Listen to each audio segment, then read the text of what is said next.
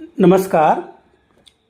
विज्ञानयात्री sir Jeffrey Wilkinson यांचे जीवनचरित्र आणि त्यांचे वैज्ञानिक योगदान या संदर्भात आपल्याशी संवाद साधण्याचा हा एक प्रयत्न आहे.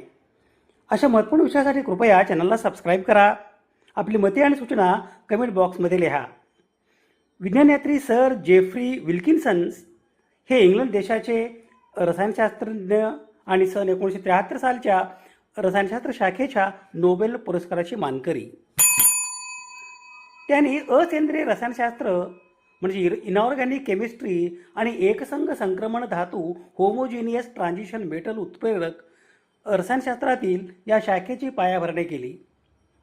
अल्केन आणि अल्काईन यांचे हायड्रोजनेशन या रसायने अभिक्रियेचे महत्त्वाचे वैशिष्ट्य म्हणजे एकसंघ आणि विषम प्रकारच्या उत्प्रेरकामार्फत हायड्रोजन जोडणी सीन ॲडिशन यासह होते. येथे हायड्रोजन कमीत कमी अडथळा असलेल्या बाजूने प्रवेश करतो. ही अभिक्रिया विविध कार्यात्मक गटावर केली जाऊ शकते. सन 1930 केल्विनने शोधून काढले की तांबे कॉम्प्लेक्स हायड्रोजनचे ऑक्सिडायझेशन करतात. सन 1960च्या दशकात ट्रान्झिशन मेटल कॉम्प्लेक्स याच्या वापरातून उच्च प्रतीच्या एकसंघ उत्प्रेरकांचा विकास झाला. यामध्ये जेफ्री विल्किन्सन उत्प्रेरक अग्रस्थानी आहे. विल्किन्सन उत्प्रेरक हे ट्रान्झिशन मेटल कॉम्प्लेक्स आहे. या विल्किन्सन उत्प्रेरक ट्रान्झिशन मेटल कॉम्प्लेक्स याचे रासायनिक सूत्र RHKLPPH33 असे आहे. एकसंघ हायड्रोजनेशन याच्या विकासावर सन 1930 आणि 1940च्या दशकात ऑक्सो प्रक्रिया आणि झिग्लर नट्टा पॉलिमरायझेशनवर सुरू झालेल्या कामाचा प्रभाव पडला. औद्योगिकदृष्ट्या अल्केनच्या हायड्रोजनेशनमध्ये विल्किन्सन उत्प्रेरक याचा वापर जास्त प्रमाणात होतो. जर जेफ्री विल्किन्सन आणि अर्न्स्ट ऑटो फिशर धातू आणि कार्बनी पदार्थ एकत्र करण्याची पद्धत विकसित केली.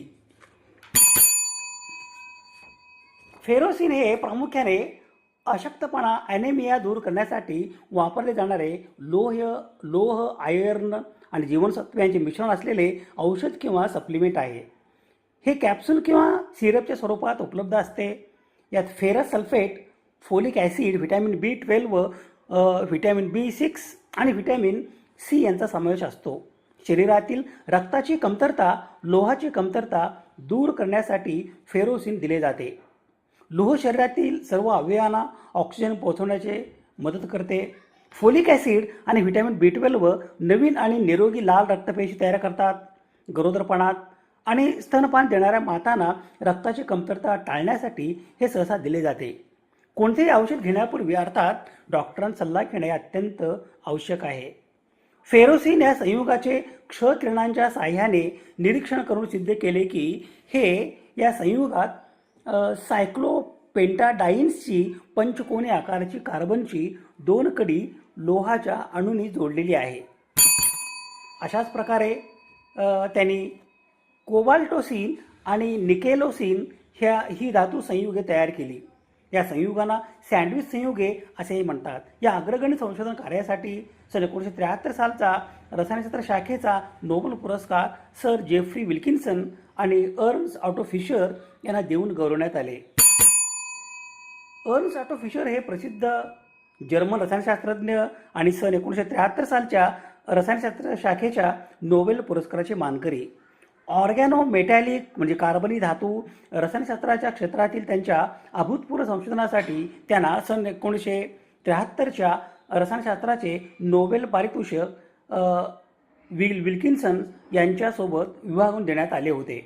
त्यांचा जन्मदिनांक 10 नोव्हेंबर 1918 रोजी जर्मनीतील म्युनिच येथे झाला.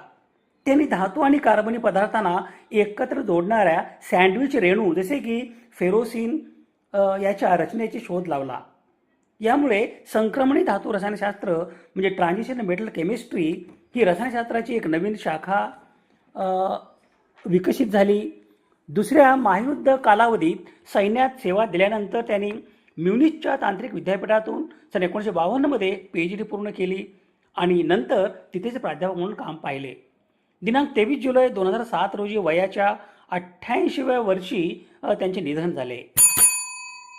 सर जेफ्री विल्किन्सन यांचा जन्मदिनांक 14 जुलै 1921 रोजी यॉर्कशायर या शहरात वेस्ट रायडिंग स्प्रिंगसाईड टॉडमॉर्डन या परिसरात झाला. यॉर्कशायर हे इंग्लंडमधील सर्वात मोठे ऐतिहासिक परगणा आहे, जिथे अनेक मोठी शहरे समाविष्ट आहेत. हे युनायटेड किंगडमच्या उत्तर मध्य भागात पेनिन्स आणि उत्तर समुद्राच्या दरम्यान वसलेले आहे. स्थानिक शाळेत सर जेफ्री विल्किन्सन यांचे शालेय शिक्षण पूर्ण झाले. लंडनच्या इम्पिरियल कॉलेज येथे त्यांचे पदवी शिक्षण, पदव्युत्तर शिक्षण आणि संशोधन पदवी PhD शिक्षण पूर्ण झाले. Imperial college of science, technology and medicine, जे इम्पिरियल कॉलेज लंडन आणि इम्पिरियल या व्यापारी नावाने ओळखले जाते, हे इंग्लंडमधील लंडन येथे असलेले एक सार्वजनिक संशोधन विद्यापीठ आहे. याचा इतिहास राणी व्हिक्टोरियाचे पती प्रिन्स अल्बर्ट यांच्यापासून सुरू झाला, ज्यांनी साऊथ केन्सिंग्टनला संग्रहालय, महाविद्यालय, रॉयल अल्बर्ट हॉल असलेला एक सांस्कृतिक जिल्हा म्हणून पाहण्याची कल्पना केली होती. सन 1907 2 महाविद्यालये, रॉयल कॉलेज ऑफ सायन्स आणि रॉयल कॉलेज ऑफ माइन्स यांचे विलिनीकरण होऊन इम्पिरियल कॉलेज लंडनची स्थापना झाली. सन 1910 सिटी अँड गिल्ड्स कॉलेज यात सामील झाले.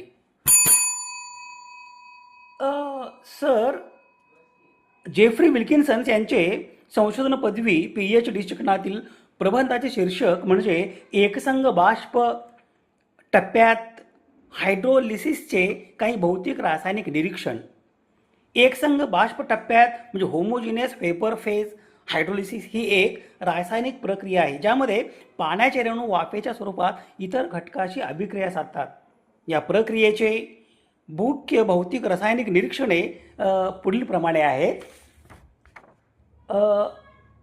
बाष्प टप्प्यात पाण्याचे रेणू अत्याधिक ऊर्जावान असतात, ज्यामुळे हायड्रोलिसिस प्रक्रियेचा वेग द्रव टप्प्यात तुलनेत लक्षणीयरित्या वाढतो.